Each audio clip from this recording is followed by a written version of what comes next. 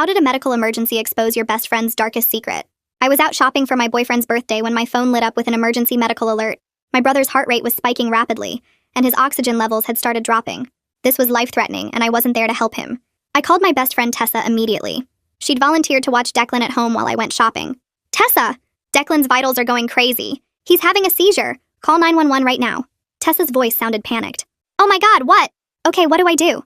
Call an ambulance. Call them now. His oxygen is dropping. I was already running to my car in the parking lot. People were staring at me, but I didn't care. I'm calling right now. I'm calling, Tessa said. I could hear her breathing hard. I threw my shopping bags in the back seat and started the car. I checked the app again. Declan's oxygen was at 89%. His heart rate was 155. Both numbers were bad. If they got worse, he could have permanent brain damage or die. I pulled out of the parking lot and started speeding toward the hospital to meet them. My phone showed Declan's location on the map. He was still at home. I called Tessa again. Did you call? Are they coming? I asked Tessa. She sounded flustered and out of breath. Yes! They're coming. They said 4 minutes. Then my phone buzzed. Tessa sent me a screenshot. It showed a 911 call screen that said, ambulance dispatched, ETA 4 minutes, St. Mary's Hospital. I felt a tiny bit of relief. Help was coming, but I kept checking the app. Declan's oxygen was at 87 now. 8 minutes went by. I was halfway to the hospital. I checked Declan's location again. He was still at home. They should have picked him up by now. I called Tessa again. Where's the ambulance? They should be there. I don't know, Tessa said. Maybe traffic? I can hear the sirens getting closer. Okay, I'm almost at the hospital. Tell them to hurry. Then I heard something weird. Music playing in the background, and someone's voice laughing.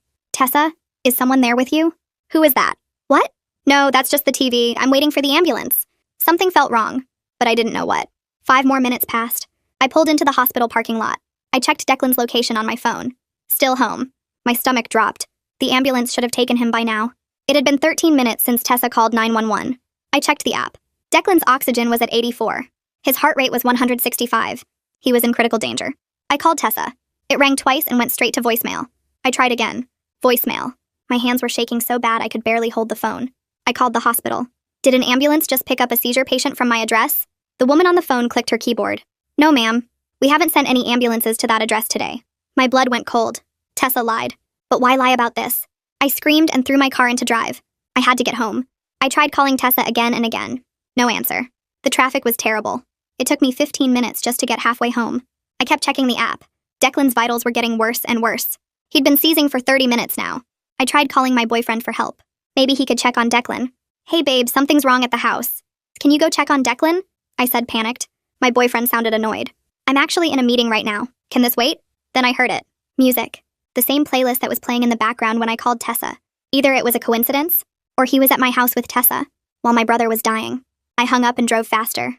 40 minutes had passed since the first alert. I screeched into my driveway and ran inside like a maniac, praying it wasn't too late. I found Declan on the living room couch, facing away from me. His body was jerking and I could see foam coming out of his mouth even from behind him. He was still actively seizing. His medical monitor was beeping like crazy. He was minutes away from death. I dropped to my knees and called 911. My brother is having a seizure. Send an ambulance to this address now. As the operator spoke, I could hear sounds from upstairs. Moaning, the bed creaking. Tessa was upstairs doing it with someone while my brother was dying on the couch downstairs. I stayed with Declan the whole time. 2 minutes later, I heard Tessa coming downstairs, laughing like something was funny.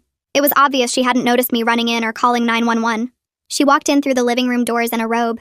We made direct eye contact, and I saw a man's leg peering out from behind the door. I recognized the tattoo immediately. It was my boyfriend. Tessa and my boyfriend were having an affair and couldn't stop fondling each other long enough to make a 2-minute call to save my brother's life. I was soothing my brother while whisper screaming at her. Show me the 911 call, I said. You said you called 911. Where is it? Tessa started crying suddenly. I'll explain.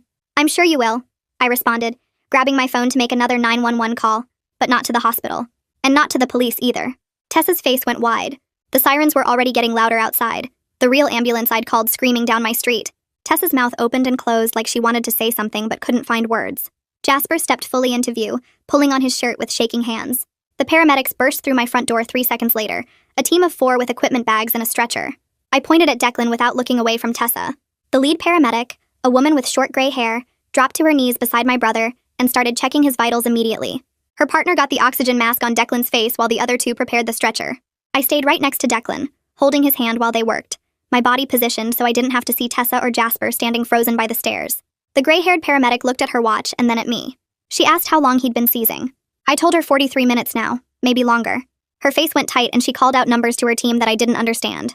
They moved fast, getting Declan onto the stretcher with practiced efficiency. One of them started an IV line in his arm.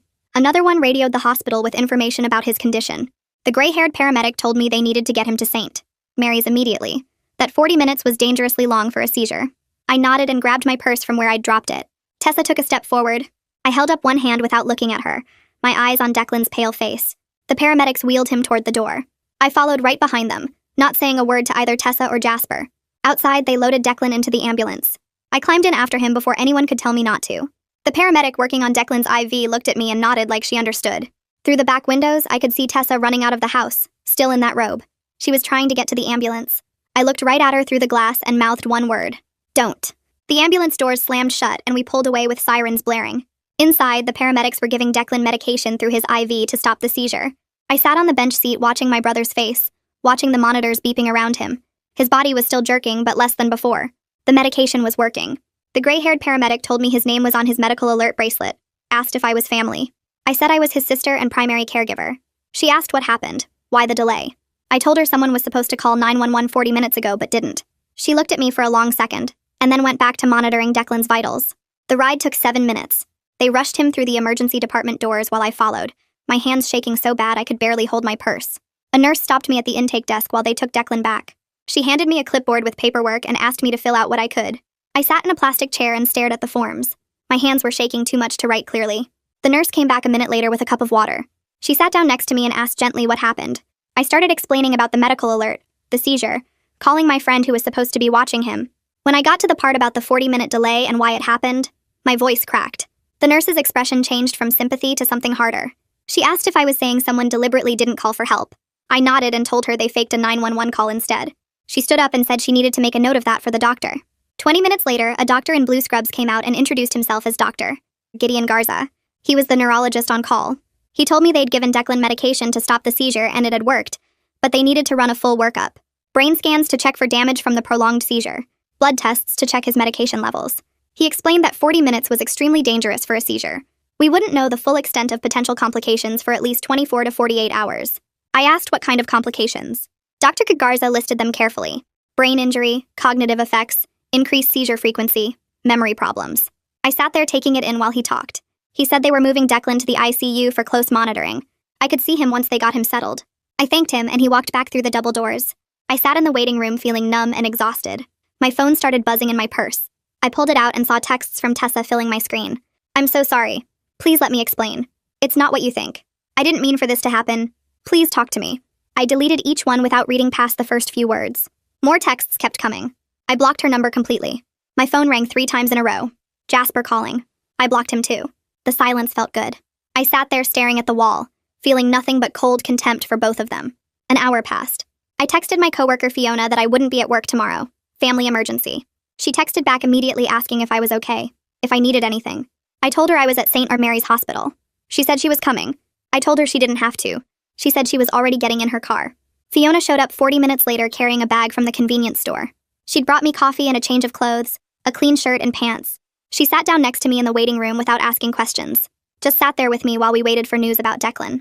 Her quiet presence was the first moment of genuine support I'd felt since this nightmare started. I almost started crying from the relief of having someone actually help instead of making things worse. Fiona squeezed my hand and told me it would be okay. I nodded even though I didn't believe it. 2 hours after we'd arrived, the ER doctor came out to find me. She was a woman in her 50s with tired eyes. She told me Declan was stable but sedated. They were keeping him in ICU for close monitoring. The seizure had stopped with medication, but the prolonged duration meant there was risk of brain injury, cognitive effects, future seizure complications. She said I could see him now if I wanted. I stood up immediately. Fiona said she'd wait here. The doctor led me through the double doors and down a hallway to the ICU. Declan's room was full of beeping machines and monitors. He looked small and fragile in the hospital bed, tubes and wires everywhere. I sat in the chair next to his bed and took his hand carefully. The full weight of what almost happened crashed over me all at once. If I'd been 5 minutes later getting home, if the seizure had lasted any longer, I could have lost him. Because 2 selfish people couldn't stop screwing each other long enough to make a phone call. The rage that filled me was cold and focused, nothing like the panic from earlier. This was calculated fury that demanded consequences. A woman in professional clothes knocked on the doorframe. She introduced herself as a hospital social worker and asked if she could talk to me for a minute. I nodded. She came in and sat in the other chair. She said the nurse had mentioned some concerning circumstances around the delayed emergency response. She suggested gently that I might want to file a police report. She explained that deliberately faking a 911 call while someone was dying could constitute criminal negligence or even attempted manslaughter depending on the circumstances. I told her I was considering my options. She gave me her card and said to call if I needed anything. After she left, I sat with Declan for another hour before Fiona knocked softly. She said it was almost midnight, asked if I wanted to go home and grab some clothes and things for Declan. I did need his medications and some clean clothes. I made Fiona wait in the car because I couldn't handle anyone else being in that house right now. Inside, the living room still showed signs of the chaos. Declan's medical monitor was on the couch where the paramedics had left it. My purse was on the floor where I'd dropped it the first time. I went upstairs to Declan's room and packed quickly, grabbing his medications from the bathroom, clean clothes from his dresser. I refused to look at the stairs or think about what had happened in my bedroom. I got out of there as fast as I could and locked the door behind me. I got back to the hospital around 1 in the morning and went straight to Declan's ICU room. Fiona said goodnight and told me to text if I needed anything. The reclining chair next to his bed was stiff and uncomfortable. I pulled the thin blanket over myself and tried to close my eyes. Every time I started to drift off, I saw Tessa's face when she walked into that living room, the fake concern in her voice on the phone, the way she laughed coming down those stairs. My eyes snapped open again. The machines around Declan beeped steadily. I checked my phone. 1:15. I tried again to sleep. This time I saw Jasper's tattoo behind that door. Heard the bed creaking upstairs while my brother was dying below. My whole body tensed up. I sat up in the chair and rubbed my face. A nurse came in to check Declan's vitals around 2. She noticed me sitting there awake and asked if I was okay. I told her I couldn't stop thinking about what happened.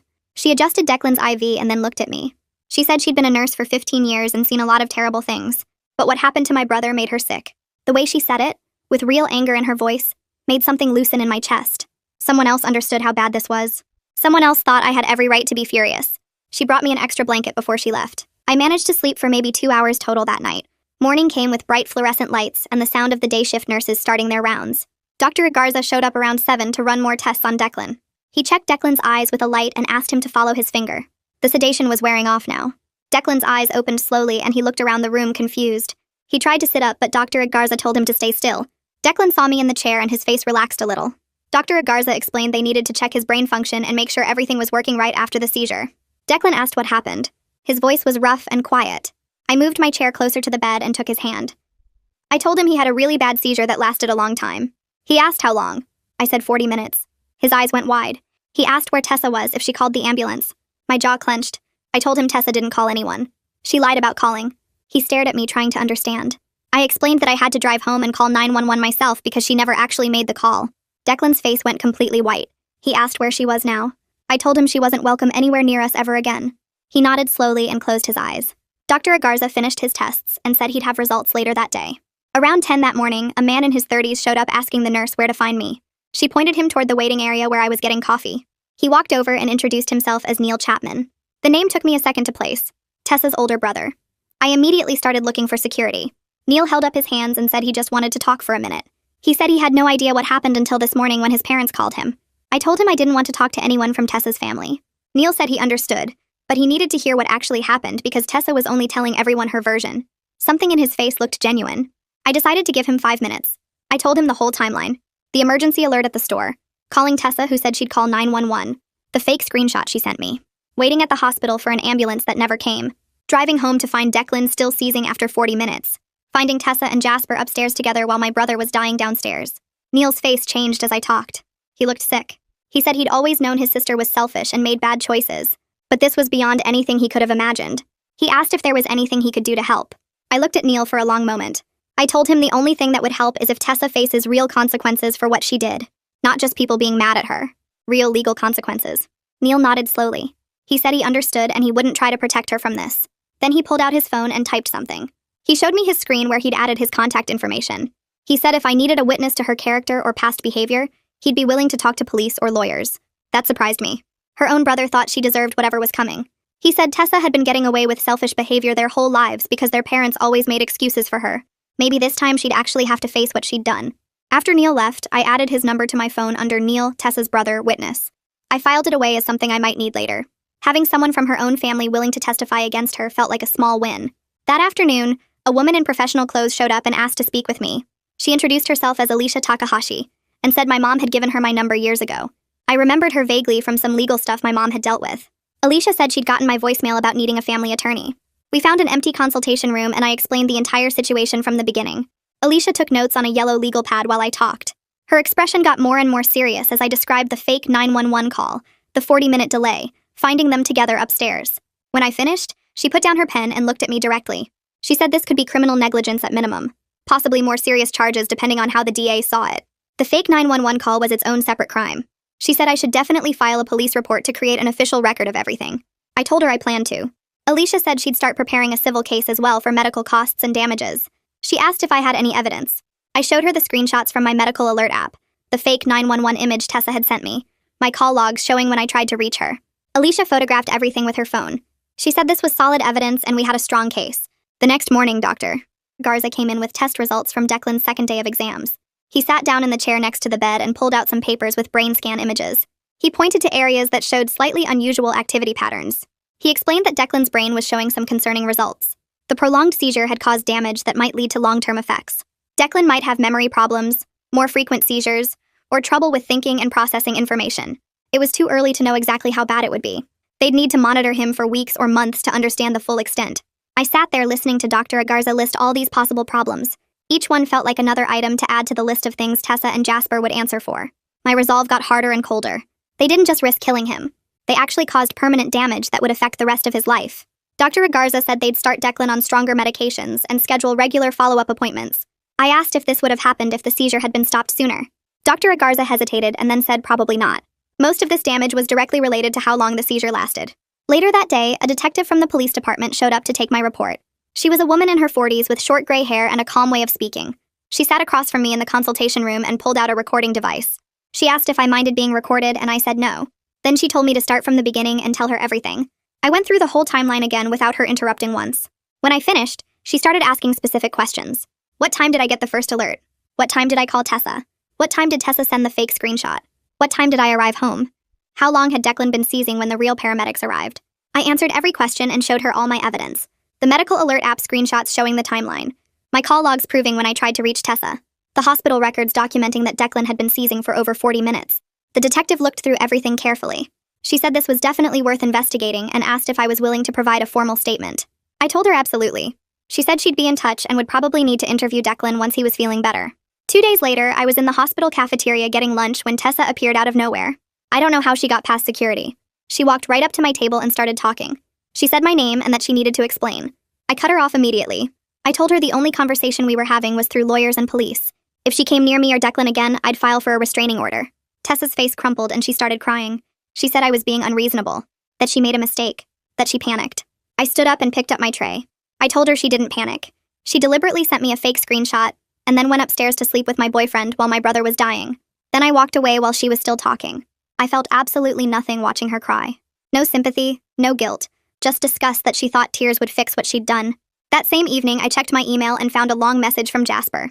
The subject line said, "Please read this." I almost deleted it without opening, but decided I should see what he had to say. The email was 3 paragraphs of excuses. He claimed they panicked when Declan started seizing, that they made a mistake in the moment, that they never meant for anyone to get hurt, that he hoped I could understand they were just scared and didn't know what to do. I read it twice. Then I forwarded the entire email to both Alicia and the detective, without writing any response to Jasper. His words were just evidence that he knew what they'd done was wrong. Alicia had told me that trying to explain and minimize their actions showed consciousness of guilt. The fact that Jasper was already making excuses and asking for understanding told me everything about his character. He wasn't actually sorry. He just didn't want to face consequences. Around 7 that night, Fiona showed up with takeout containers from the Thai place near our office.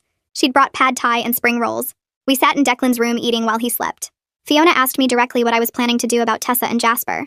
I told her honestly that I was still deciding between just legal action or something more personal. Fiona didn't look shocked or try to talk me out of anything. She just nodded and said whatever I chose, she had my back if I needed help. Having someone in my corner who wasn't trying to push forgiveness or mercy felt incredibly good. Most people would have told me to let it go or move on, or not let anger consume me. Fiona understood that some things don't deserve forgiveness. Some betrayals are permanent. She finished her food and told me she'd cover for me at work as long as I needed. Then she hugged me and left. I sat there in the quiet hospital room feeling grateful that at least one person in my life actually showed up when it mattered. The next morning, a nurse came in and told me they were moving Declan to a regular room on the 3rd floor. Good news, she said, because it meant he was stable enough to leave intensive care. I helped gather his things while the transport team got him ready, and we rode the elevator up together. The new room had a window and felt less like a medical emergency zone, which should have been comforting. But when the nurses finished setting up his monitors and left us alone, Declan grabbed my hand and wouldn't let go. He asked me to promise I wouldn't leave him with anyone else ever again. Just me taking care of him from now on. No one else could be trusted. I heard the fear in his voice and realized Tessa's betrayal had broken something in him that would take a long time to fix. He kept asking if I was sure no one else would watch him, if I was absolutely certain I'd be there if something happened. I promised him over and over, but I could see the trauma in his eyes every time he asked. Around noon, Dr. Garza came in with a tablet and pulled up a chair next to the bed. He went through Declan's discharge plan in detail, explaining that his seizure risk was now higher than before the incident. The 40-minute seizure had changed things permanently. Declan would need more frequent monitoring, stronger medications, and follow-up appointments every 2 weeks instead of monthly. Dr. De Garza listed the new prescriptions and their costs, the additional testing required, the specialist consultations we'd need to schedule. I did the math in my head while he talked. The new medications alone would cost hundreds more per month. The extra appointments meant more copays and time off work. The additional monitoring equipment we'd need at home wasn't cheap either. Every number added up to thousands of dollars we wouldn't be spending if Tessa had just made one phone call. I grabbed my phone and started making notes of every single cost Dr. Garza mentioned. Alicia would need these figures for the civil lawsuit she was already preparing. That afternoon, my phone rang with a number I didn't recognize. I answered and heard the detective's voice. She told me she'd interviewed Tessa and Jasper separately yesterday, and their stories didn't match up in several key places. Tessa claimed she thought she'd actually called 911, that she panicked and got confused about whether she'd really done it. Jasper insisted Tessa told him the ambulance was coming, so he assumed everything was handled. Each of them was trying to shift the blame to the other person. The detective said their willingness to throw each other under the bus was helping build a stronger case for criminal charges. I should have felt satisfied hearing this, but mostly I just felt disgusted. They'd been so wrapped up in each other that my brother almost died, and now they couldn't even take responsibility without blaming their partner in negligence. The detective told me she'd be forwarding her report to the district attorney's office soon, and I thanked her for the update. That night, after Declan finally fell asleep around 10, I pulled out my laptop and started researching. I looked up criminal negligence laws in our state, reading through case summaries and legal definitions. I learned that what Tessa and Jasper did could potentially be charged as reckless endangerment, which carried jail time. The fake 911 call was its own separate crime called filing a false police report. I moved on to civil liability next, reading about personal injury lawsuits and damages. They could be held responsible for all of Declan's medical costs, both current and future, plus emotional distress damages, plus punitive damages if the jury thought their actions were especially bad. The numbers could easily reach 6 figures. I made detailed notes about everything I learned, organizing the information into categories for criminal versus civil consequences. Having multiple paths to make them pay made me feel less helpless, more in control of what happened next. I wasn't just a victim of their betrayal anymore. I was someone taking action to ensure they faced every possible consequence. Around midnight, my phone buzzed with a text from Neil. He said Tessa had been staying at his place and was falling apart over what happened. He asked if there was any chance I'd be willing to hear her out, to let her explain and apologize. I stared at the message for a few seconds, then typed one word back: number. His response came immediately saying he understood and he was sorry for asking. At least someone in her family had basic sense about boundaries and consequences. I appreciated that Neil wasn't trying to pressure me or defend his sister's actions. 2 days later, Alicia called to tell me she'd filed the civil lawsuit against both Tessa and Jasper. The papers detailed everything they'd done and exactly what it had cost us. She'd had them served that morning at their homes. Alicia said their reactions to being served would tell us a lot about how seriously they were taking this situation. If they lawyered up immediately, they understood the trouble they were in. If they tried to handle it themselves or ignored it, they were about to learn a very expensive lesson. I told her I hoped they underestimated the situation, because watching them realize they were in real trouble would be deeply satisfying. Declan was finally discharged on the 5th day, with a thick stack of instructions and prescriptions. The pharmacy bill alone was over $300 even with our insurance. I loaded him into my car carefully, drove him home to our house, and helped him walk inside. While we'd been gone, I'd paid a locksmith to change all the locks. New keys, new deadbolts, everything secure. I helped Declan settle into his room, and he immediately asked if Tessa or Jasper might try to come here. I promised him they wouldn't get past the front door, that I'd made absolutely sure of that. The next morning, the detective called again. She told me the district attorney was reviewing the case for possible criminal charges of reckless endangerment and filing a false police report. The false 911 call was particularly serious because it was a crime all by itself, separate from the negligence that came after. She explained the DA would make a decision within 2 weeks, and I should prepare to testify if charges were filed. I told her I was absolutely ready to do whatever was needed. Later that day, Fiona came over to help me set up a new routine for Declan's care. We programmed multiple trusted numbers into his medical alert system, tested all the equipment thoroughly, and created written protocols for different emergency scenarios. We made laminated cards with instructions for what to do if he had a seizure, who to call, what information to give the paramedics. The level of preparation required now, because I couldn't trust anyone the way I'd trusted Tessa, felt like another cost of her betrayal. Every backup system we created was a reminder that she'd destroyed my ability to rely on other people. That evening, Alicia called with an update. Jasper's parents had contacted her offering to pay all of Declan's medical bills if I dropped the civil suit. I actually laughed when she told me. They clearly didn't understand the situation at all. This wasn't about money. It was about consequences and accountability and making sure they understood the magnitude of what they'd done. I told Alicia to reject the offer immediately and proceed with the lawsuit exactly as planned. The follow-up appointment with Gideon happened 2 weeks after Declan came home. I drove him to the medical center and we sat in the waiting room while he picked at his fingernails, a nervous habit he'd developed since the seizure. The nurse called us back and took his vitals. Then Gideon came in with a tablet showing brain scan results. He pulled up a chair and explained the images, pointing to areas that showed abnormal activity patterns. The damage from the prolonged seizure was permanent. Declan would need stronger anti-seizure medications for the rest of his life, more frequent checkups every month instead of every 3 months, and he might experience cognitive effects like memory problems or difficulty concentrating. Gideon walked through the new medication schedule and the warning signs we needed to watch for. Declan's face went pale as he listened, and I reached over to squeeze his hand. I promised him we'd handle whatever came, that we'd adjust and manage everything together. But inside, I was adding this permanent damage to my mental list of things Tessa and Jasper would answer for. Every pill Declan would take for the rest of his life, every doctor visit, every cognitive struggle, all of it traced back to 40 minutes of their selfishness. Gideon gave us the new prescriptions and scheduled the next appointment before we left. 3 days later, I was leaving work at the end of my shift when I spotted Tessa standing near my car in the parking lot. My stomach dropped. She had no reason to be at my workplace. No legitimate business here at all. I kept walking toward my car and she stepped forward, hands up like she was approaching a wild animal. She started talking about needing just 5 minutes to explain, to make me understand what happened. I stopped about 10 feet away and told her she'd violated the no-contact order Alicia had sent. If she approached me again, I was calling the police for harassment.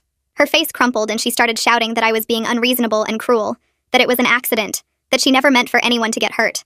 I turned and walked to my car while she was still yelling, unlocked it, got in, and drove away. In my rearview mirror, I could see her standing there in the parking lot, arms wrapped around herself. I felt absolutely zero sympathy for her distress.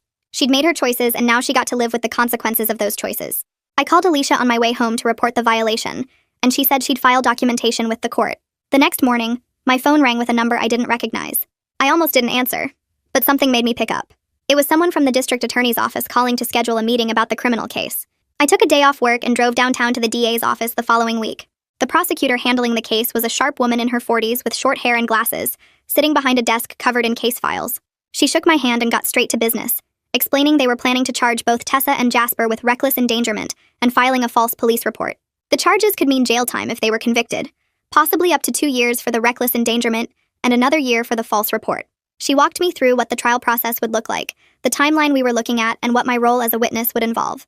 Then she asked if I was prepared for the emotional toll of going through a trial, having to testify about what happened, seeing them in court. I looked her straight in the eye and told her I was prepared to do whatever it took to see this through. She nodded and made a note in her file, then said she'd be in touch as the case progressed. That evening, my phone buzzed with a text from Neil. He apologized for Tessa showing up at my work, said he'd told her to leave me alone but she wasn't listening to anyone right now. Then he added that she'd been fired from her job for missing too many days while dealing with her guilt. I sat on my couch reading that text and felt a grim satisfaction settle in my chest. Consequences were starting to pile up for her. She'd lost her best friend. Her relationship with Jasper had apparently fallen apart based on what Neil had mentioned before, and now her job was gone too. I texted Neil back thanking him for the information and for being decent about this whole situation, which was more than I could say for his sister. He responded immediately saying he understood and he was sorry for everything that had happened. Declan started having nightmares that same week.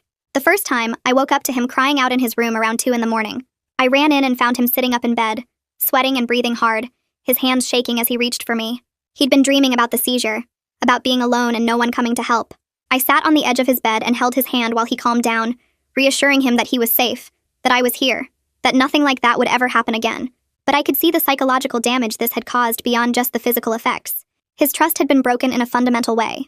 He'd believed Tessa was calling for help, had believed she cared about him, and instead she'd been upstairs with Jasper while he was dying. The nightmares continued for weeks, sometimes multiple times in one night. I'd sit with him during each episode, promising him over and over that I wouldn't leave him, that he was safe now. The knowledge that Tessa's selfishness hadn't just risked his life, but had also traumatized him this deeply, made my determination to see her punished grow even stronger. 2 weeks after the DA meeting, Alicia called with news about the civil suit. Jasper's lawyer had contacted her with a settlement proposal. They'd pay $50,000 if I agreed to drop the suit and sign a non-disclosure agreement. Alicia explained it was actually a reasonable offer considering the costs and time involved in going to trial. The legal fees alone would eat up a chunk of any judgment, and there was always risk involved in letting a jury decide. But I rejected the offer immediately. This wasn't about getting their money and staying quiet. I wanted a public record of what they'd done. I wanted a judgment against them that would follow them for years, that would show up on background checks and credit reports. I wanted everyone who ever looked into their history to know exactly what kind of people they were. Alicia said she understood and would inform Jasper's lawyer that we were proceeding to trial as planned. The preliminary hearing for the criminal charges happened 2 months after the incident. I took another day off work and drove to the courthouse, going through security and finding the right courtroom. Tessa and Jasper sat at separate tables with their lawyers, not looking at each other. The prosecutor presented the charges formally, and the judge asked how they pleaded. Both said not guilty, which I'd expected. Their lawyers would try to minimize what happened, to make it sound like a mistake or an accident instead of criminal negligence. The judge set a trial date for 3 months out and went over the conditions of their release, including the no-contact orders. I sat in the gallery watching them stand before the judge and answer questions, watching them have to acknowledge the charges against them in open court. It was the first real sense of justice beginning to happen. They couldn't pretend anymore that this was just a private matter between friends. The legal system had recognized that what they did was criminal, and now they'd have to answer for it. 6 weeks after the first seizure, Declan had another one. I was in the kitchen making dinner when his medical monitor started beeping. I ran to his room and found him on his bed, body jerking, foam at his mouth. My hands were shaking as I called 911, trying not to panic, trying to stay calm and give them the information they needed. The paramedics arrived in 4 minutes this time. They got the seizure stopped with medication, and it only lasted 8 minutes total before they had it under control. They took him to the hospital for observation, and Gideon met us there to run tests. He explained that the increased frequency was likely a direct result of the damage from the prolonged seizure. The 40 minutes of seizing had changed Declan's brain chemistry in ways that made future seizures more likely and harder to control. Every new complication felt like fresh evidence of what Tessa and Jasper's negligence had cost us. The medical bills kept piling up, the medications kept getting more expensive, and Declan's quality of life kept getting worse. All because 2 people couldn't stop having sex long enough to make a phone call. I started seeing a therapist the following week. Not because I wanted to forgive Tessa and Jasper, but because I needed to function while pursuing justice against them. The anger was eating at me in ways that were starting to affect my sleep and my work. The therapist was a woman in her 50s who specialized in trauma and betrayal. She listened to the whole story without interrupting, then helped me understand that my rage was justified and healthy, as long as I channeled it into something productive, rather than letting it consume me. She validated that some betrayals are unforgivable, that choosing not to forgive doesn't make me bitter or damaged. It makes me someone with appropriate boundaries who understands that actions have consequences. Not everyone deserves forgiveness, and that's okay. I could be angry and still move forward with my life. I could pursue justice and still take care of myself and Declan. The 2 things weren't mutually exclusive. 3 weeks later, Alicia called to tell me Tessa's lawyer had filed a motion to dismiss the criminal charges. I had to sit through a hearing where they argued that panic and poor judgment don't rise to the level of criminal negligence. Tessa's lawyer stood up and talked about how she was scared and confused, how she made a mistake in a moment of crisis, how she never intended for anyone to be hurt. He made it sound like she was the victim, like she'd suffered enough already. I sat in the gallery with my hands clenched in my lap, listening to him try to minimize what happened. Then the prosecutor stood up and walked the judge through the timeline. She showed the fake screenshot Tessa had sent me, the call logs proving she never dialed 911, the medical records documenting 40 minutes of seizing. She argued that deliberately creating a fake 911 call while someone is dying goes well beyond poor judgment into criminal territory. This wasn't panic or confusion.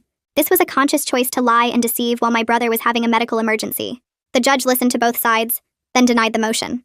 He stated clearly that the evidence showed deliberate deception during a life-threatening emergency, and that absolutely constituted criminal negligence worthy of trial. Watching Tessa's face when the judge ruled against her was deeply satisfying. She'd thought she could get away with it, thought she could minimize and excuse her way out of consequences. But the legal system wasn't buying it. 2 weeks after that hearing, Fiona called me during lunch break at work. She sounded kind of shaken up, which was weird because Fiona never got rattled by anything. She told me she'd been at the coffee shop near her apartment that morning when Jasper walked in. He spotted her immediately and came right over to her table before she could leave. He started talking fast, saying he needed her to give me a message because I wouldn't take his calls. He claimed he'd changed, that he'd learned from everything that happened, that he was going to therapy and working on himself. He said he hoped someday I could forgive him for what he did. Fiona cut him off and told him to get away from her table. She said I wasn't interested in his redemption story, and he needed to accept that some things can't be fixed with apologies. She told me she actually raised her voice at him in the coffee shop, which made other people stare. But she didn't care. The look on his face when she shut him down made it clear he'd expected her to be sympathetic or at least neutral. I thanked Fiona for having my back like that.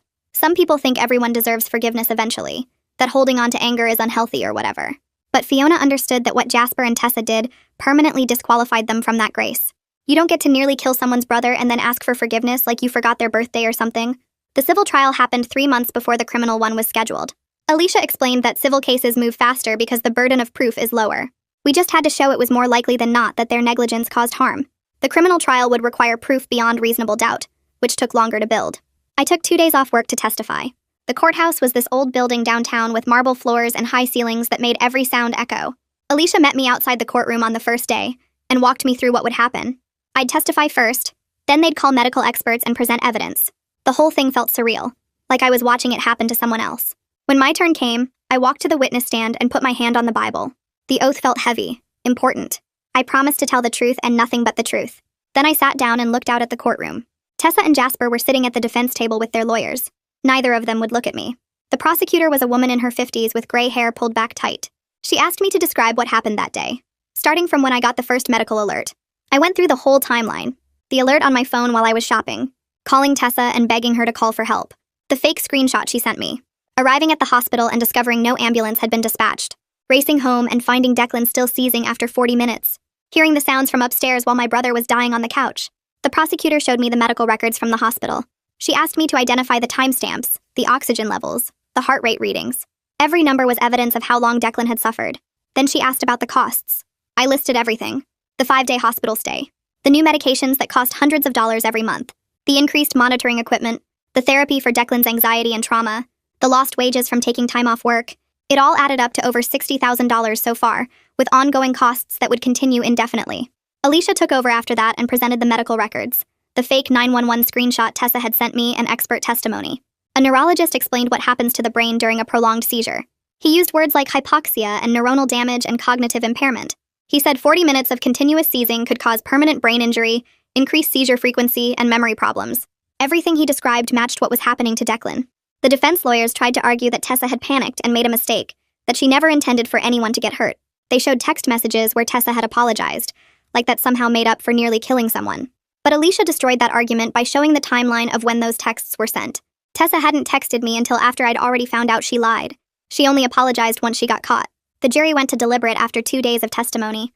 Alicia told me it could take hours or even days for them to reach a verdict, but they came back in less than 3 hours.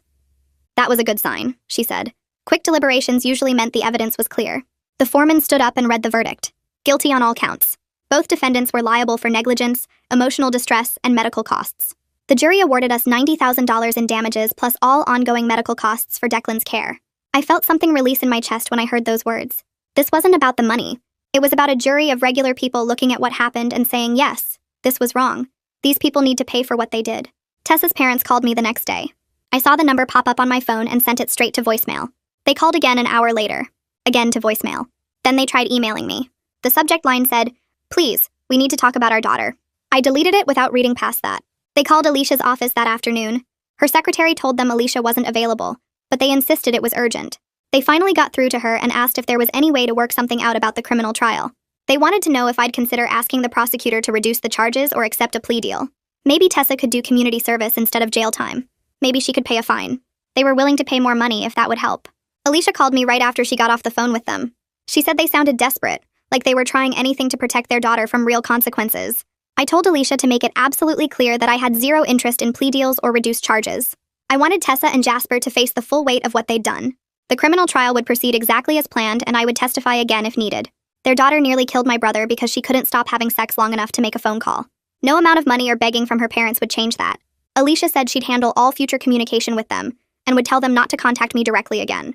After she hung up, I sat there thinking about how their desperation to shield Tessa from accountability just proved I was doing the right thing. They wanted to protect her from consequences, but consequences were exactly what she needed to face. The criminal trial started 4 months after the incident. By then it was deep into fall and the weather had turned cold. I took a whole week off work this time because Alicia said the trial would take at least 3 or 4 days. The courtroom was packed on the first day. I recognized some people from the civil trial, plus reporters who were covering the case now that criminal charges were involved. The prosecutor was a different woman this time. Younger but just as sharp. She laid out the charges in her opening statement. Reckless endangerment and filing a false police report. She told the jury they would hear testimony about a 40-minute seizure that could have been stopped in minutes if someone had just called for help. She said they would see evidence of a fake 911 call created to deceive someone while their brother was dying. She promised to prove beyond reasonable doubt that both defendants knowingly and deliberately chose not to help, and that choice nearly cost a life. I testified again on day 2. This time the questions were more detailed, more focused on what I knew and when I knew it. The prosecutor walked me through every phone call, every text message, every moment of that nightmare. She asked me to describe finding Declan on the couch, his body jerking, foam coming from his mouth. She asked me what I heard from upstairs while I was trying to help him. I told the truth about the moaning, the bed creaking, the sounds of two people who couldn't stop what they were doing even for a medical emergency. Several jurors looked disgusted. Tessa's lawyer tried to make me seem unreliable on cross-examination. He asked if I was sure about the timeline, if maybe I'd gotten confused in the panic. But I had the medical app records showing every alert, every vital sign, every minute that passed. The evidence backed up everything I said. Then the medical experts testified. The same neurologist from the civil trial explained the brain damage again. He brought scans of Declan's brain, showed the jury exactly where the damage occurred. He said the first 10 minutes of a seizure are critical. After that, every additional minute increases the risk of permanent harm. 40 minutes was catastrophic. Another expert testified about seizure protocols and emergency response. She said the standard response time for a medical emergency like this should be under 5 minutes from call to arrival. If Tessa had called 911 when I first asked her to, paramedics would have reached Declan within minutes. The seizure would have been stopped before serious damage occurred. But because of the 40-minute delay, Declan now had permanent brain injury, increased seizure frequency, and cognitive impairments that would affect him for the rest of his life. On day 3, Tessa took the stand. She wore a conservative dress and had her hair pulled back. Her lawyer had obviously coached her on how to look sympathetic. She cried while she testified, talking about how scared she was, how she didn't know what to do, how she never meant for anyone to get hurt. She claimed she'd panicked and frozen, that she'd meant to call 911 but got confused and sent me a fake screenshot instead. It made no sense, and the prosecutor tore it apart. How do you accidentally create a fake screenshot? How do you panic for 40 straight minutes? Why were you upstairs with someone if you were so worried about Declan? Tessa couldn't answer any of it without contradicting herself. Her tears didn't move me at all. I sat in the gallery watching her cry, and all I could see was her laughing as she came down those stairs in her robe. All I could remember was my brother dying on the couch while she was upstairs with my boyfriend. Her tears were for herself, for the consequences she was finally facing. They weren't for Declan or what she'd done to him. Jasper testified on day 4 and immediately tried to throw Tessa under the bus. His strategy was clear from the first question. He claimed Tessa had told him she'd called 911 and the ambulance was on the way. He said he'd believed her, that he had no idea she was lying. He painted himself as another victim of her deception. Tessa's lawyer jumped up and objected, saying Jasper was trying to shift blame. The judge sustained the objection and told the jury to disregard Jasper's characterization, but the damage was done. The jury had seen him try to save himself by sacrificing Tessa. They'd seen that these two people who'd been so wrapped up in each other that they couldn't call for help were now willing to destroy each other to avoid consequences. During cross-examination, the prosecutor asked Jasper why he didn't check on Declan himself if he was so concerned.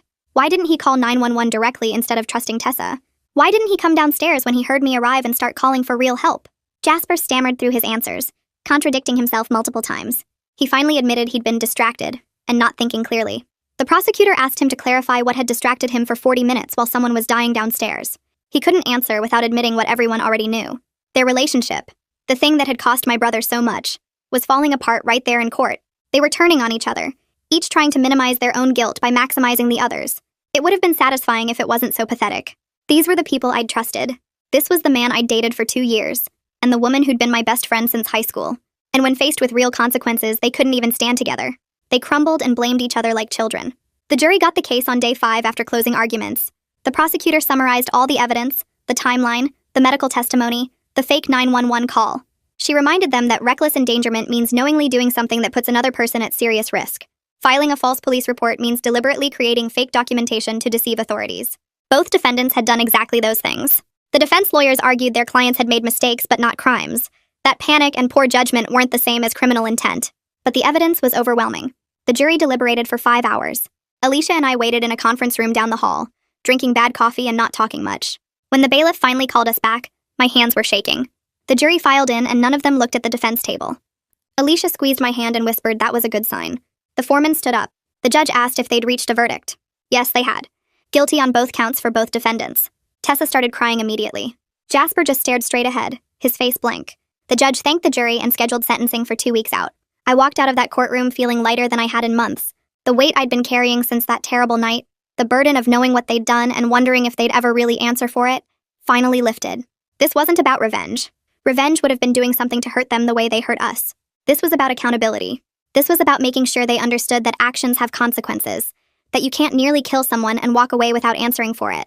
Justice wasn't perfect, but it was real, and it was enough. 2 weeks later, we all gathered in the same courtroom for sentencing. The judge asked if anyone wanted to make a statement before he imposed sentence. I stood up.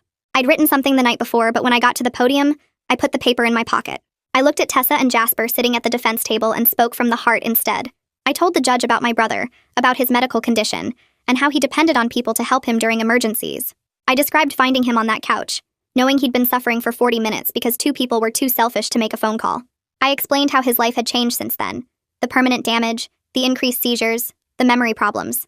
I said I wasn't asking for maximum punishment or trying to destroy their lives. I just wanted them to face appropriate consequences for what they'd done.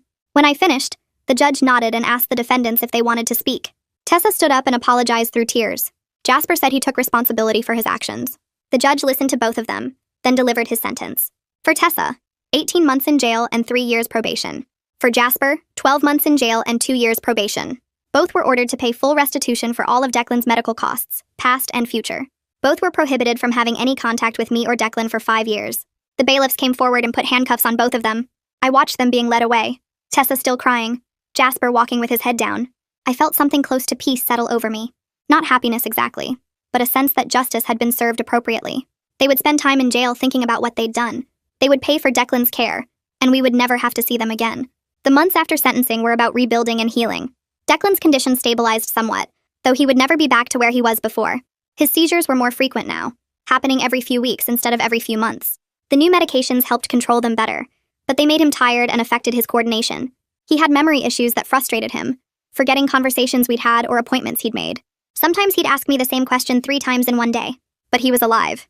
He was healing as much as his damaged brain would allow, and he knew that the people who hurt him had faced real consequences. That mattered to him more than I'd expected.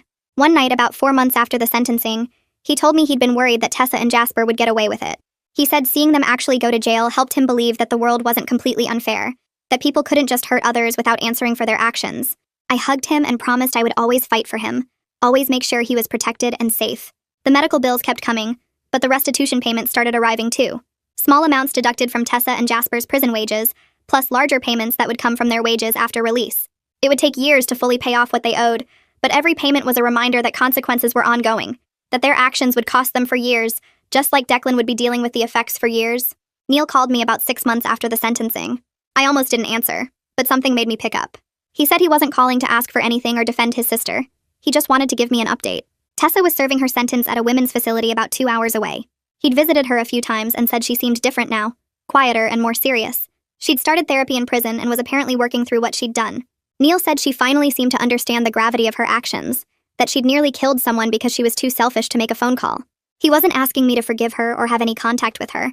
He just wanted me to know she was facing reality now instead of making excuses. I thanked him for the update and told him honestly that I had no interest in Tessa's rehabilitation or redemption. That was between her and whatever conscience she might develop. What mattered to me was that she'd faced consequences and would continue facing them for years. If she grew from that experience, fine. If she didn't, that wasn't my problem. Neil said he understood and respected that. He told me he was sorry for what his sister did and hoped Declan was doing okay. Then he hung up. I stood there holding the phone for a minute, thinking about how some people can surprise you. Neil had no obligation to keep me updated or apologize for his sister. But he did it anyway, because he understood that accountability mattered. Fiona came over for dinner one night about 7 months after everything ended. We'd gotten closer through the whole ordeal, and she'd become one of my most trusted friends. Over pizza and beer, she told me she was impressed by how I'd handled everything. She said a lot of people would have wanted revenge, would have tried to hurt Tessa and Jasper the way they'd hurt us, but I'd chosen the harder path of legal accountability instead, pursuing justice through the system rather than taking matters into my own hands. I told her honestly that there were moments I'd wanted revenge, moments when I fantasized about making them suffer the way Declan had suffered, but I'd chosen differently because I wanted to be able to look at myself in the mirror, wanted to maintain my integrity even while pursuing consequences. Legal accountability felt right in a way that revenge never would have. It meant other people, objective people like judges and juries, had looked at what happened and agreed it was wrong. It meant there was a public record of their actions and the consequences they faced. It meant I hadn't become the kind of person who hurts others, even when I had every reason to want to. Fiona raised her beer and toasted to justice and integrity. We clinked bottles and drank, and I felt grateful for friends like her who understood that doing the right thing isn't always easy or satisfying, but it's still worth doing. 2 months after the trial ended, I put the house on the market. Walking through those rooms felt wrong now, like the walls still held the memory of Declan seizing on the couch while Tessa and Jasper were upstairs. Every corner reminded me of that night. The real estate agent said the market was good and we'd probably sell fast, which turned out to be true. 3 weeks later, a young couple made an offer and we accepted. I spent the next month packing up our entire lives, sorting through what to keep and what to throw away. Declan helped when he felt up to it, but mostly he stayed in his room avoiding the memories too. The day we moved out, I didn't look back at the house. I just locked the door for the last time and drove away. Our new place was smaller, a 2-bedroom apartment across town in a quiet neighborhood. No history here, no bad memories soaked into the carpet. Declan picked the bedroom with better light, and I helped him set up his medical equipment in the corner. The first night in the new place, he slept through without waking up scared. That alone made the move worth it. We spent the next few weeks making the apartment feel like home, hanging pictures and arranging furniture until it stopped feeling temporary. Dr. Agarza scheduled a follow-up appointment 6 weeks after we moved. I drove Declan to the medical center and we sat in the waiting room flipping through old magazines until they called us back. Garza reviewed all of Declan's recent test results on his computer screen, clicking through charts and scans while we waited. He turned to face us and explained that Declan's condition was as stable as it was going to get.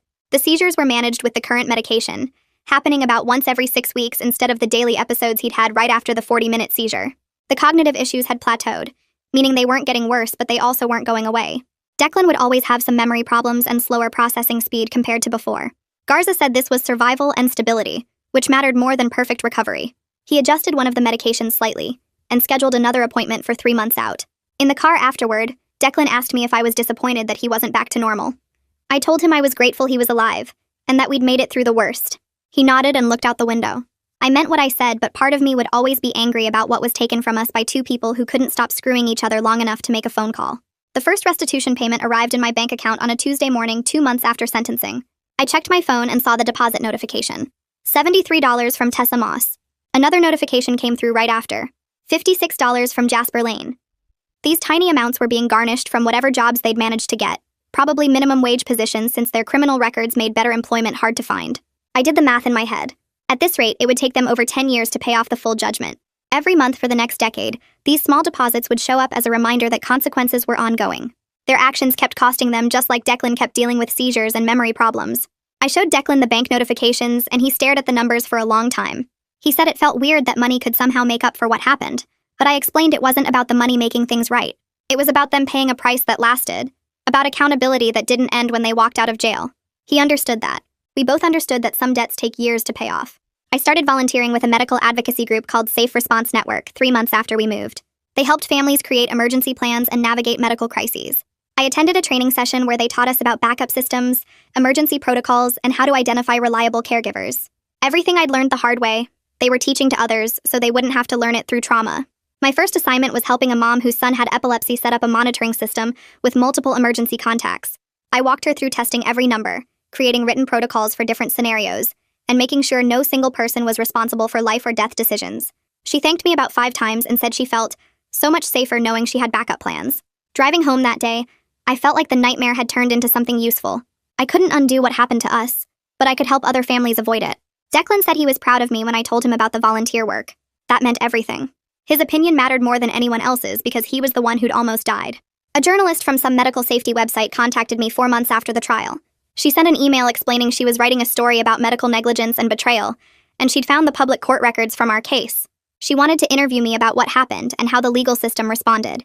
I read her email twice and then deleted it. Our story wasn't entertainment for strangers clicking through articles over their morning coffee. What happened to us was private, painful, and already part of the public record through the trial documents. Anyone who wanted to know the facts could read the court transcripts. I didn't need to relive the worst night of my life for an audience of people who'd forget about it by the next day. Some experiences were meant to be processed privately, not performed publicly for clicks and shares. The journalist sent 2 follow-up emails and I deleted those 2 without responding. Eventually, she stopped trying.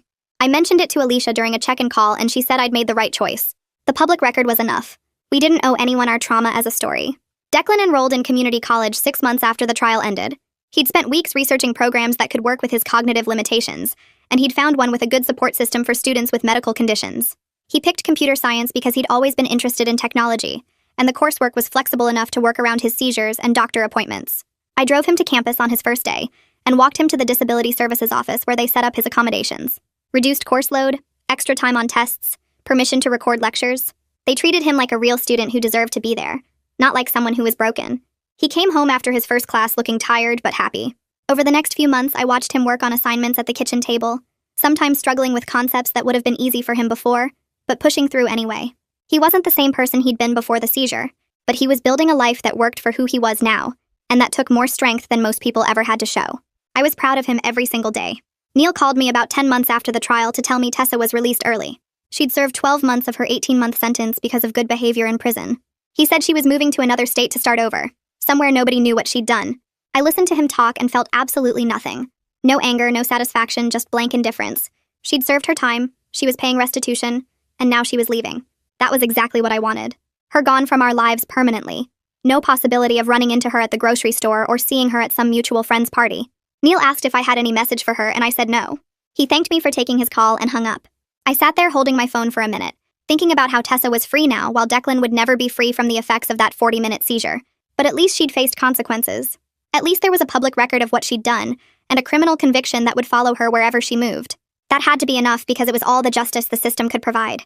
I heard through Fiona about 8 months later that Jasper had completed his sentence and probation. He was working some low-level job at a warehouse, barely making enough to cover rent and the monthly restitution payments. Fiona had run into someone who knew him, and they'd mentioned he was struggling. She told me this while we were having coffee and watched my face to see how I'd react. I felt no guilt about his struggles. He'd made a choice to ignore my dying brother so he could have sex with my best friend. These were simply the natural consequences of that choice playing out over time. His financial problems, his criminal record, his difficulty finding decent work. All of it traced back to decisions he'd made that night. I told Fiona I didn't feel bad for him at all, and she nodded like she'd expected that answer. Some people thought everyone deserved sympathy and second chances, but I wasn't one of those people anymore. Jasper had shown me exactly who he was, and I believed him. 2 years after that terrible night, Declan and I had built something stable. We had our apartment with no bad memories. We had routines that worked around his medical needs. We had Fiona and a few other friends we could actually trust. We'd both been through therapy, working on the trauma separately and together. I'd learned how to manage my anger so it didn't eat me alive. Declan had learned how to accept his limitations without giving up on goals. We had strong boundaries now. Nobody came into our lives without proving themselves first. Nobody got trusted with Declan's care without extensive vetting. We'd learned the hard way that some people would let you down in the worst possible moment, and we'd built our lives to account for that reality. The anger had faded into something quieter over time. Not forgiveness, never forgiveness, but acceptance that we'd survived and found justice. We were okay now. Not perfect, not the same as before, but genuinely okay with the life we'd built from the wreckage.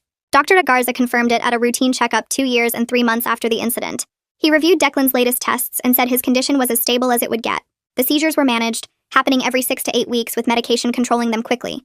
The cognitive issues had stopped progressing, and Declan had learned to work around them. He'd always need monitoring and medication, but the prognosis was good for a long, full life with proper management. Garza said Declan had adapted remarkably well considering how close he'd come to dying that night. I sat there listening to him explain the long-term outlook, and felt tears building up that I'd been holding back for 2 years. My brother was going to be okay. Not cured, not back to who he was before, but okay. We'd made it through the worst and come out the other side alive. That was more than we'd had during those 40 minutes when I was racing home not knowing if he'd still be breathing when I got there. Garza handed me a tissue and I wiped my eyes, embarrassed to be crying in his office. But these were relief tears, the kind that came when you finally believed the nightmare was really over. A few months later, my boss called me into her office and told me I was getting promoted to senior coordinator with a significant raise. She said my dedication through everything that happened showed the kind of reliability they valued, and the team had voted unanimously to support my advancement. I walked out of that meeting feeling something I hadn't felt in a long time, like my life was moving forward instead of just surviving. Fiona caught me in the break room afterward and hugged me, saying I was the most resilient person she knew. I shook my head and told her it wasn't resilience. Not really. It was just refusing to let other people's betrayal destroy the life I was building. There was a difference between bouncing back and simply deciding you won't be broken, and I'd chosen the second one. She nodded like she understood exactly what I meant.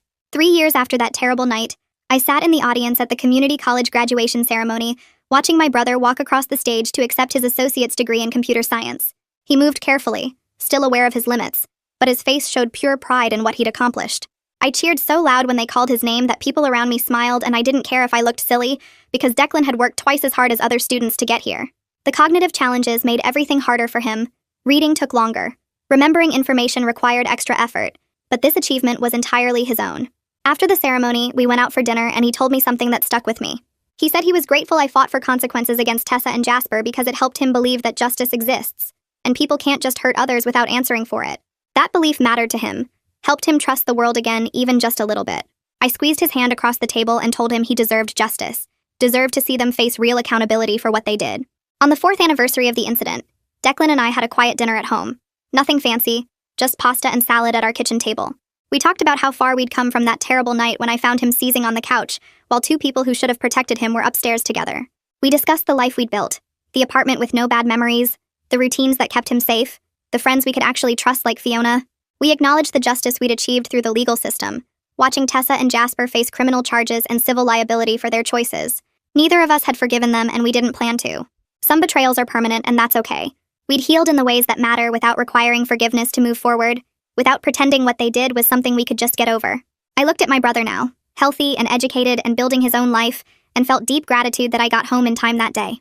The 40 minutes didn't cost us everything, though they cost us plenty. We lost things we can't get back. Declan's perfect health, my ability to trust easily, the innocence of believing people will do the right thing in emergencies. But we gained clarity about who deserves our trust, and what real accountability looks like. Our lives are good now, built on stronger foundations than before, with better boundaries and more careful choices about who we let close. We're both genuinely happy with the future we're creating together, and that happiness feels earned, not given, which makes it mean something real.